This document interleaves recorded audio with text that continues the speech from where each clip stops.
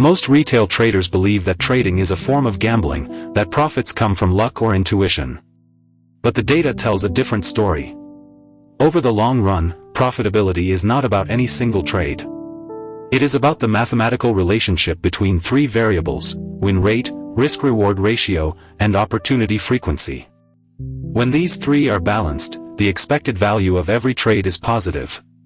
When they are not, the account slowly bleeds out through commissions and slippage. Today, we are going to build a trading system from scratch, using price action as the foundation. We will show you how to think about markets not as a casino, but as a probabilistic engine. By the end, you will understand why most traders fail and what the few who succeed do differently. Let us define the three pillars that determine whether a trading system is profitable over time. The first is win rate, the percentage of trades that end in profit.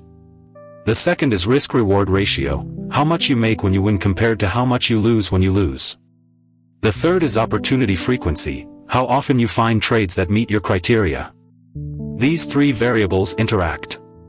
You can have a low win rate and still be profitable if your risk-reward ratio is high. You can have a high win rate and still lose money if your average loss is larger than your average win. The key is to find a balance where the overall expectancy is positive. Most traders focus on one variable, like win rate, and ignore the others. That is why they fail.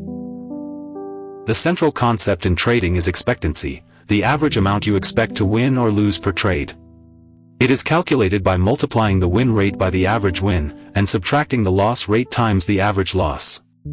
If the result is positive, you have an edge. If it is negative, you are slowly going broke. Let us illustrate with a simple example. Suppose you have a 50% win rate, and you risk $10 on every trade. If your average win is $10 and your average loss is $10, your expectancy is 0. But after commissions and slippage, it becomes negative. To be profitable, you need either a higher win rate or a better risk-reward ratio. This equation is the foundation of every trading system.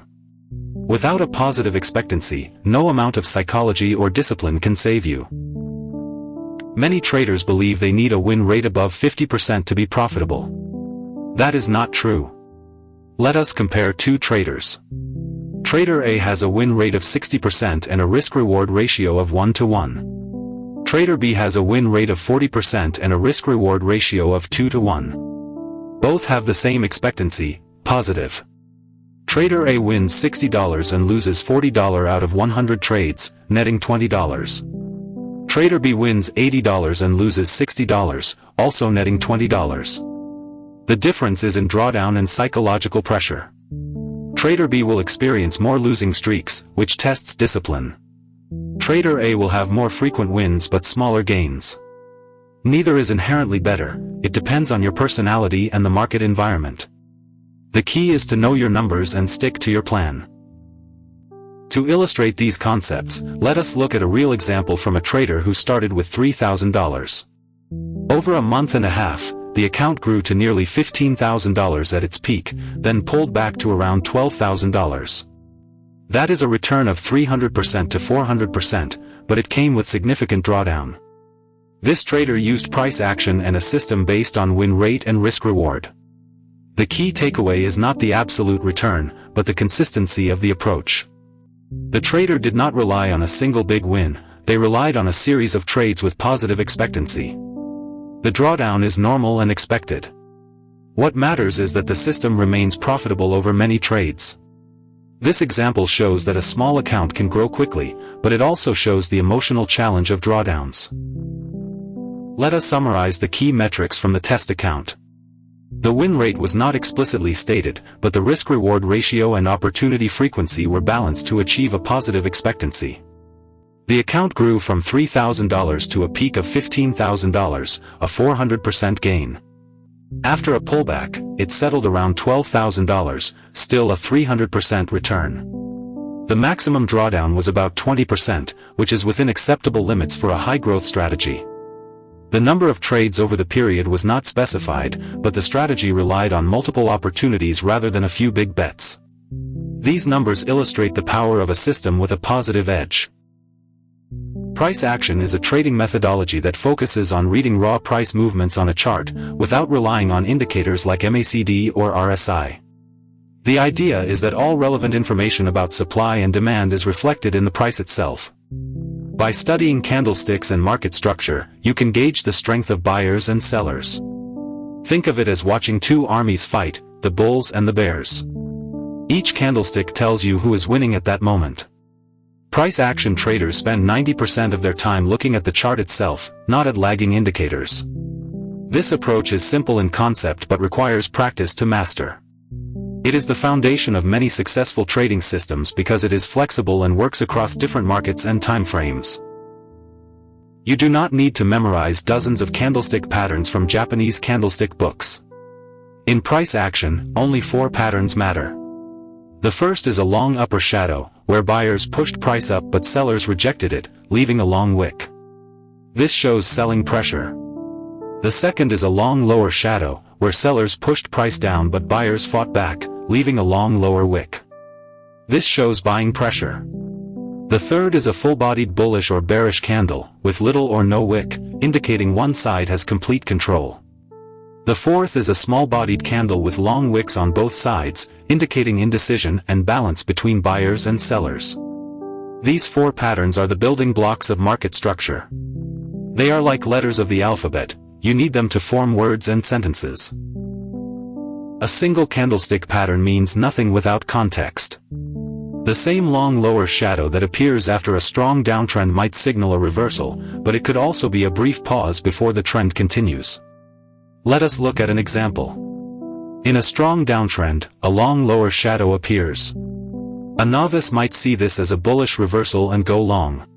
But the background is bearish, sellers are dominant. The candle likely represents a minor bounce, not a reversal. The next candle could easily take out your stop loss. Therefore, you must always analyze the broader market structure before acting on any signal. Context includes the prevailing trend, support and resistance levels, and recent price action.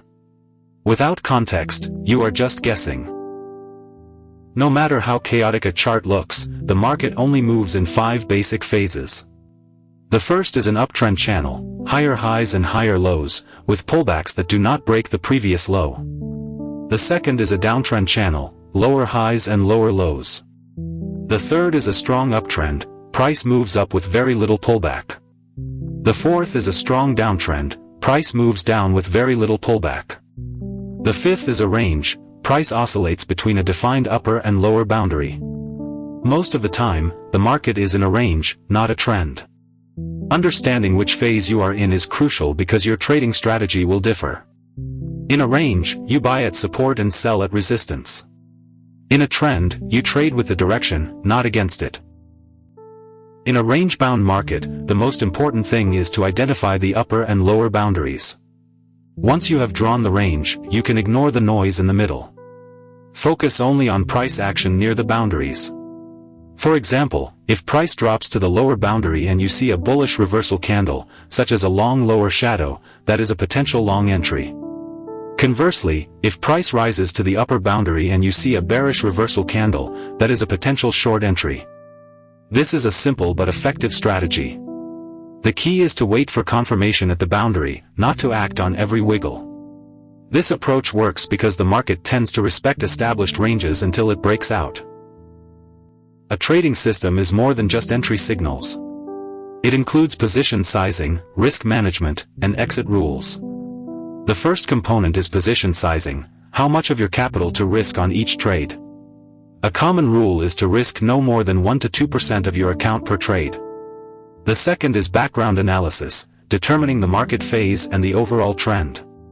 The third is entry logic, the specific conditions that trigger a trade. The fourth is take profit and stop loss, where you exit to lock in gains or cut losses. Finally, trading psychology is the mental discipline to follow your system even during drawdowns. Each component is essential. A weakness in any one can break the whole system. Position sizing is critical to survival. The formula is simple: the number of units you trade equals your account risk divided by the distance to your stop loss. For example, if you have a $10,000 account and you risk 1%, that is $100. If your stop loss is 50 pips away, you can trade 2 units, assuming $1 per pip per unit. This ensures that a losing trade only costs you the planned amount. Many traders skip this step and risk too much, leading to catastrophic losses. By using this formula, you ensure that no single trade can wipe out your account. It also allows you to survive losing streaks, which are inevitable. Position sizing is the first line of defense in risk management. The risk-reward ratio is the distance to your take profit divided by the distance to your stop loss. For example, if your stop loss is 20 pips and your take profit is 40 pips, the ratio is 2 to 1. This means you are risking $1 to make $2. A higher risk-reward ratio allows you to be profitable even with a lower win rate. However, a very high ratio may be unrealistic if the market rarely moves that far. You need to find a balance that fits the market conditions. The risk-reward ratio is not set in stone, it should be adjusted based on volatility and support/resistance levels. Always measure the distance to your stop and target before entering a trade. Building a trading system is not about finding a holy grail. It is about understanding the mathematics of expectancy and applying it consistently. You need to know your win rate, risk-reward ratio, and opportunity frequency. You need to read price action in context, identify the market phase, and trade with a plan. Position sizing and risk management protect you from ruin. Trading psychology helps you execute your plan under stress.